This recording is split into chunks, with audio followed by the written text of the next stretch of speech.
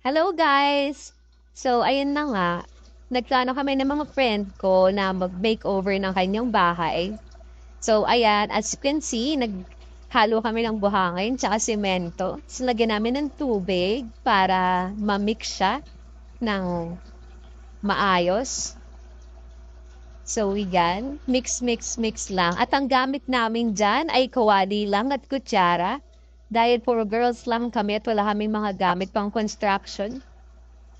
Kami na lang ang nag-DIY ng aming mga gagamitin. So, ayan na, tinatapalan na namin yung butas. Yan, so pinaplat-plat lang para mas kumapit yung semento.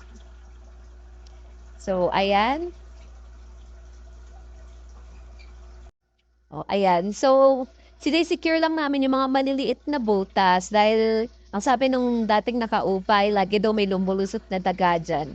So, yan. Pagka-semento namin, lalagyan din namin yun ng plywood para sobrang secure. So, ayan na ang finish product. Charan!